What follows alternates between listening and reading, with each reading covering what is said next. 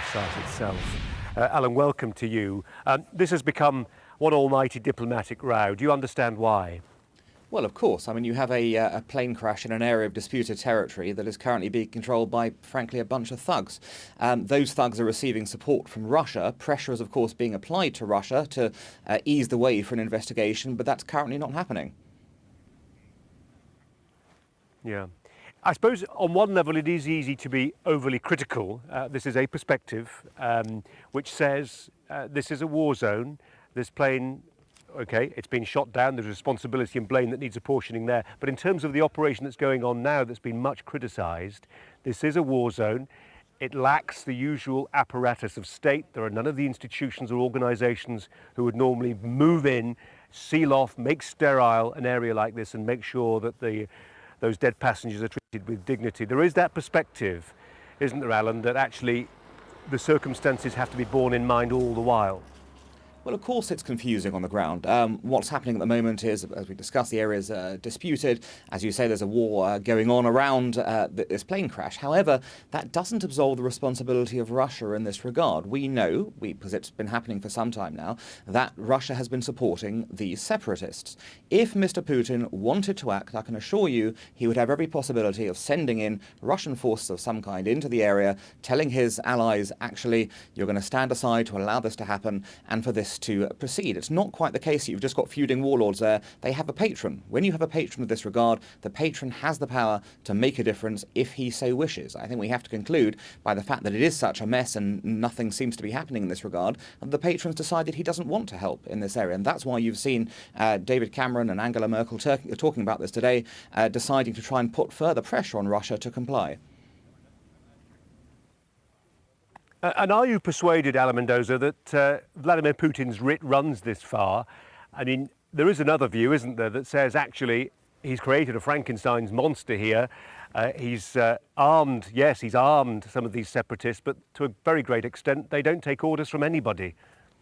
That's possible in some cases, I would agree, but at the same time, the idea that if he wanted to achieve something, if he actually cut off support to them, if they didn't do what he said, and that they would still defy him, seems to me ludicrous. Yes, of course, there are going to be individuals on the ground who are saying, actually, maybe he's trying to abandon us, we're going to continue with our own sort of battle in this area. But there'll be others who are fully aware of the nature of the relationship with Russia and the separatists, and who will, as a result, say, actually, we have to listen to what, if you like, Big Brother tells us in this regard. So again, it's a complicated situation. There will be some on the ground who will be trying to break free of Russian control, others who will be insistent on maintaining it.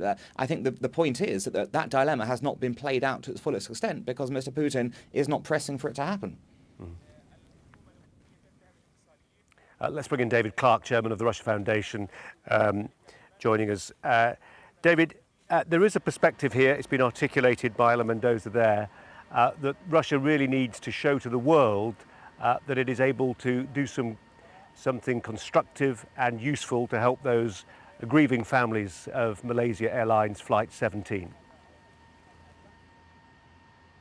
Yes, absolutely. They have a responsibility to ensure that the investigators get in, and they have the power more than anyone else to ensure that the militias on the ground comply with the wishes of the international community in allowing access. But can I just say that Russia's responsibility doesn't stop there. This is not a domestic insurgency we're seeing in eastern Ukraine. This is a Russian-sponsored intervention carried out by proxy formations.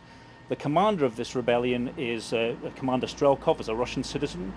The leadership of the Donetsk People's Republic, so-called, are Russians, not Russian speakers or ethnic Russian Ukrainians, but Russian citizens who've come across the border with weapons and seized territory and brought into Ukraine the weapon system that shot down this aircraft. This aircraft did not crash, it was shot down, and I think we should start using that language. More than 300 people, around 300 people, were murdered on Thursday by Ukrainian Russian-sponsored militias, led by Russian citizens, paid and financed and armed by the Russian state. And I think we need to start saying that loud and clear, and the policy of the European Union and the United States has to start reflecting that reality. And the rest of the international community has now to gather round and insist that Russia stops what it's doing. The problem, David Clark, is that when we think back to February and March, and we think back to some of the rhetoric that was articulated then, and we think back to some of the threats that were issued from the chancelleries of the West, there was an awful lot of talk, but nobody really, so far as Moscow was concerned, walked the walk. The sanctions were pretty limited, and we all understand why. Certainly, so far as European powers are concerned, they're over a barrel. If you think of the Germans, most of their energy comes from Russia. The West generally, Europe in particular, and specifically Germany, have behaved with unforgivable weakness in the face of a pretty clear act of international aggression by Russia. And that has encouraged Putin to believe that he can carry on doing what he's doing. At no point have the sanctions regime really, to my mind, come close to sending the kind of signal that Putin could not afford to ignore. So he's carried on until Thursday, in the build-up to the shooting down of this aircraft. For about a week, Russia has been preparing to escalate this conflict. Been infiltrating more weapons across the border. It's been upping military operations. It's been using surface-to-air missiles. It's even been using fighter aircraft to shoot down Ukrainian planes. All of this has gone more or less unacknowledged by the West. There was a slight ratcheting up of sanctions just before the incident on Thursday, but nothing like enough, really, to my mind, in any way commensurate with the kinds of measures that would be required to force Putin to back down. So we've got to move away from these piecemeal sanctions against individuals, which are really just tokenistic, to my mind, and start imposing really serious sanctions on whole sectors of the Russian economy. And unless EU foreign ministers on Tuesday signal a step change in the kind of measures that are being taken, I fear this will not be the end of the conflict. So although Europe is now saying Putin has a last chance, they still have to take the kind of measures that would be required to send the message loud and clear to Putin that he has no option now but to comply with a de-escalation of the violence in Ukraine.